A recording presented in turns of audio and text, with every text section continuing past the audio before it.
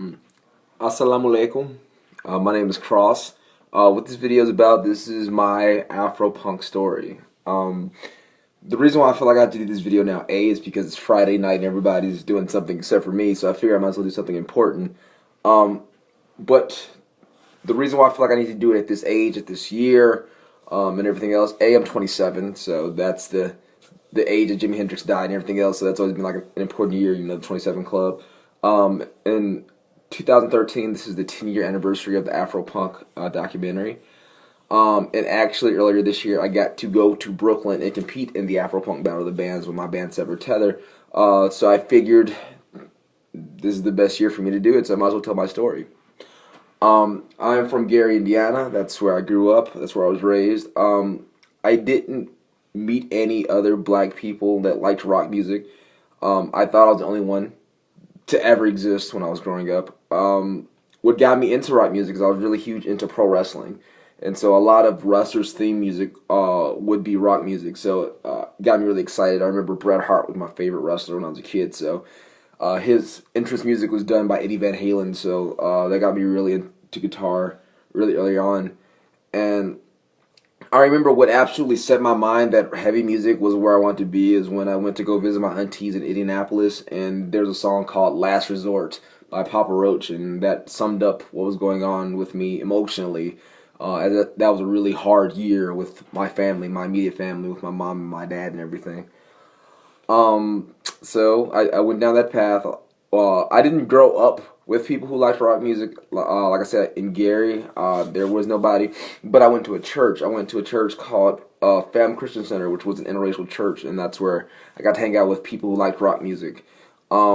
And I was even a part of a play called Heartbreak Hotel Hotel Hallelujah, where there's like celebrity impersonators and things like that. And so we would have like rock bands and Kurt Cobain and all the other stuff. So that Christian play actually would got me into a lot of heavier music, oddly enough, ironically enough. So I went down that path, getting into rock music, kind of from an outsider's perspective. I really didn't grow up and meet people who liked rock music until I was like in my late teens. I actually met people at the church who liked rock music, and I went down that path. And that's around when I found the Afro-Punk documentary. I was 17, 18, somewhere within there. And that really changed my whole life because I thought I was the only one, like a lot of other kids did. And, that documentary meant a whole lot to me and actually gave me something to dedicate my life to because I wanted to belong in that community because I never felt like I belonged anywhere else.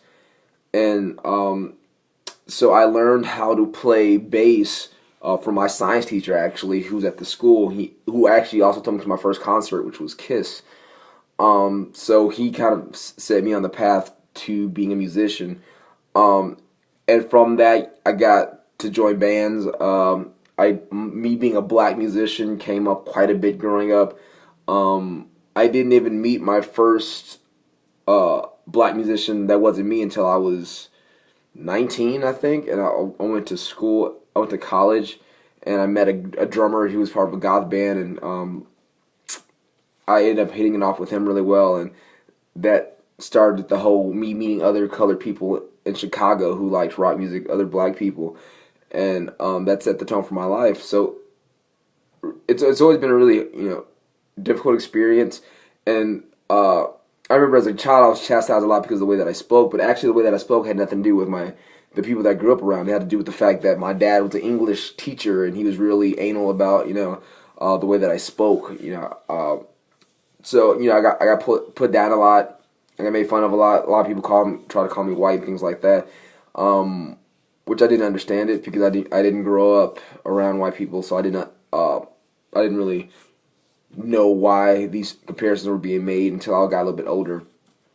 So that kind of fast forwarding into this year where I actually did get my own band together. I did get material set up. We qualified for the Battle of the Bands, and we pushed and pushed and pushed and got the votes to go to Brooklyn. And what actually happened is they were like the top 20, and we made the top 20, and then we got bumped off to like number 24 or something. And so we were kind of bummed, but we were happy that we actually got that close in our first year of being a band. But then Afro-Punk, after figuring out that people were tampering with votes, actually allowed more people to go. So we went. And it took a long time to get from Chicago to all the way out in Brooklyn. And it was a surreal experience.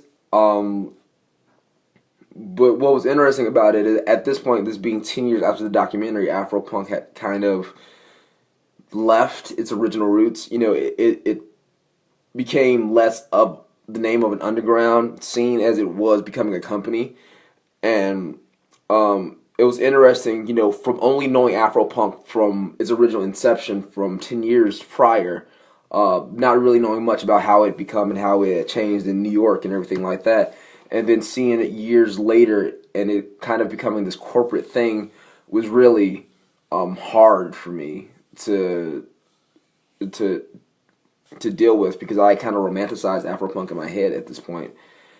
And so when we played, we only had 15 minutes to play, and then I look at my judges, and it's a white guy and an Asian woman, and I felt that, you know, I actually kind of felt hurt to a point. Like, we didn't go with the delusion that we were going to win, because we know that battles of the bands are, for the most part, popularity contests. Is about how many people you can get to buy tickets and how many people you can get to cheer for you when they call your name. And seeing as we were coming all the way from Chicago to play in Brooklyn, we knew we didn't have the crowd's favor. But we went for the experience and for it being, you know, something that really meant the world to me as a child. You know, Afro-Punk to me saved me. It made me feel like I was part of a community that I would one day reach. And then when I finally reached this community that I fantasized as a kid, it's kind of become this conglomerate thing. Like, it's not what it was at all.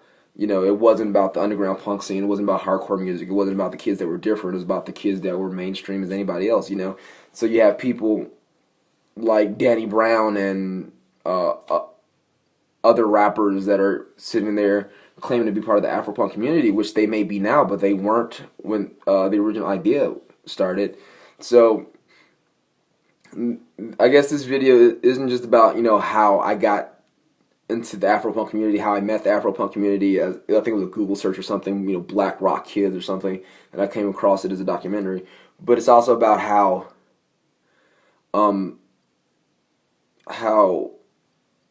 it once was an ideal, then it became a company, and that company is as much of a hindrance to the original inception of the Afro-Punk community as anything else was.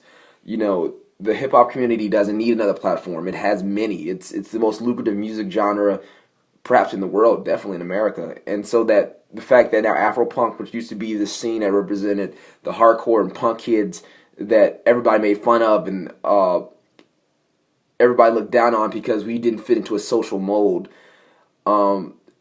that is now just another company. And so I remember even looking on the Afro-Punk website, and it, like, there was people twerking on stage this year. And so a lot of kids that grew up that are no longer kids, because I'm no longer 17 or 18, I'm now 28, or 27 rather. I'll be 28 in a few months. We're now looking at this thing that meant the world to us, and that gave us something to belong to. And now you talk to the kids that are part of the community now, that are like growing up with being a part of the Afro-Punk scene now, they don't understand anything about, well, why do you dress that way, or, you know, what are those tattoos about, and things like that. They're asking me the exact same questions as somebody who had never heard of Afro-Punk. And so I'd have to say, from dreaming of being part of the Afro-Punk community 10 years ago to actually having realized that with my band, that it went from being kind of a dream to kind of a nightmare. I understand that at the end of the day, it's not about anything but money in America, and I just thought Afro-Punk wouldn't have gone that route, but it did. So that's my Afro-Punk story. This video is just under 10 minutes, and thank you very much for watching. I'm Crossifix from Severed Tether. You have a good day. Shalom.